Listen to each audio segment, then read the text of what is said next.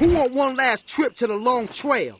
Here's a fun fact. Did you know that before Bob Richards was added to the game, pro players within the Tekken scene used to call Hwoarang Bob? And when Bob was announced, everyone was upset. They said, why did you name this character Bob when this character, Hwoarang, we already called him Bob? I just think that little detail about Hwoarang and Bob is so interesting. The Tekken community blows my mind with the things that they do and also get upset about. But right now the conversation is on Hwoarang, and I thought this would be a perfect time to take a moment and dissect the character's personality and what they will be bringing to the narrative of Tekken 8. Kazuya is built up as this big bad force, and Jin is going to have to do everything in his power to stop him. But the thing about Jin Kazama is he has a lot of allies who are willing to help him. They made many sacrifices in the past, and I'm guaranteeing they will be willing to do the same thing again. Hwoarang is one of them. Zhao Yu is another. That's a character I'm going to be talking about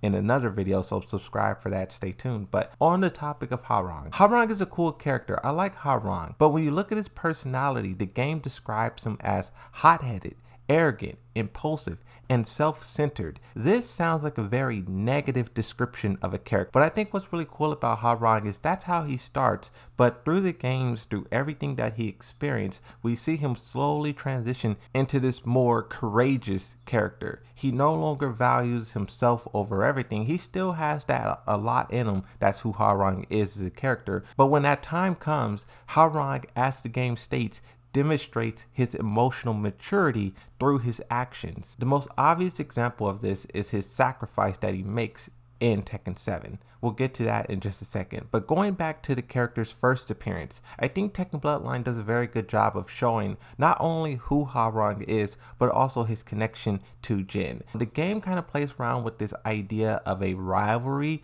but it's hard to tell whether the rivalry is truly friendly or if these two really hate each other. And a lot of that is based off of, when Devil Jin was unleashed on Hwoarang. That was a huge turning point for their dynamic, their relationship. Tekken Bloodline does a very good job of showing how these two characters kind of grown up together. They practice, they spar all the time. They go back and forth, not only through battle, but also when they talk to one another. The jargon. Tekken Bloodline does a very good job of showing the sense of brotherhood and friendship between these two characters. And one thing that was really cool too was how Ogre affect both of them. There had to be a better way for you to end it, Kazama. You mangled the guy's leg. Hurt them, or they hurt you. You've learned a lot from Heihachi, the Mishima brand of sportsmanship. Jin was willing to destroy everything for revenge, and Hwoarang isn't. He was on this path of also vengeance, but he wasn't willing to burn the world to get it like Jin Kazama was. And I know Tekken Bloodline isn't canon, but it does a very good job of exploring these characters in a deeper level. And I really like the battle between Jin and Hwoarang, where Jin once again taps into the Devil Gene and he really lets loose on Hwoarang. This is kind of foreshadowing the events that will happen later on when Jin Kazama really lets loose. Even after Tekken 3, Tekken Bloodline, Hwoarang and Jin Kazama, they still have that kind of friendly rivalry going on. These two characters support each other, but they also want to one-up another. Once again, battling and arguing. It's a competition between these two. But like I said, another key point in their story is when Devil Jin is unleashed on Hwoarang. I think it's so fascinating that Hwoarang is the definitive winner of the match. But then Jin Kazama, he taps into the Devil Gene. He stands up. Devil Gene has emerged, and then he just goes to town on Hwoarang. Hwoarang was in such a bad condition that Baek-Doo-san withdrew from the tournament to go be with Hwoarang to make sure that he survives. This is the make or break moment within Jin and Hwoarang's relationship. Jin at this point is a wild card. When we talk about the emotional maturity that Hwoarang now possesses, this is when that starts to come to fruition, because even though he almost dies, he still holds that same level of, I want to say, compassion for Jin. He feels what he's going through. He knows what he's doing isn't wrong and he should stop, but he's not necessarily trying to kill him, eliminate him. He's still trying to protect him in a lot of ways. After that battle with Devil Jin, Hwoarang becomes tougher. Him and Baek-Doo-san are brought closer together by that whole experience, and they both prepare for the next tournament. They both, get better and stronger as fighters, and then they go into Tekken 6 looking to make a difference. I think it's so cool what that fight between the two established. Hwoarang, just like Paul Phoenix, they can defeat Jin or Kazuya if it wasn't for the Devil Gene. That interesting detail that was instilled in these characters all those years ago is really cool because it shows that these characters are not just irrelevant. These characters can make an impact if the time is right and also if they continue to prepare and practice. Both Hwoarang and Paul Phoenix. Throughout Tekken 6, I really don't think Hwoarang does that much in terms of interacting with Jin Kazama. He has his own narrative and his own journey that he's going through, and once again, it's just like he's trying to grow as a character, mature.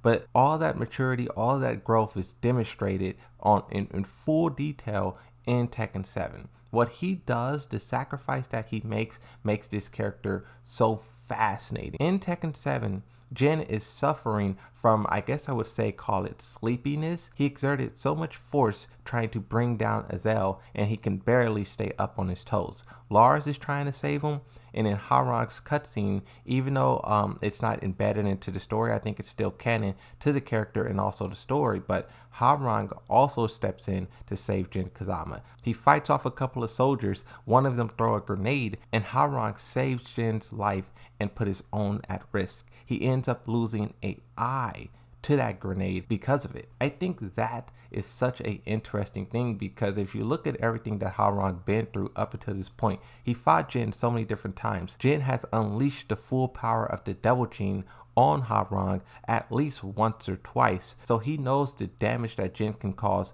personally, but also everything that Jin Kazama has done in the world after Tekken 6. It's all on full display. Those soldiers that Hwoarang is fighting is United Nations soldiers. Those aren't just like random people.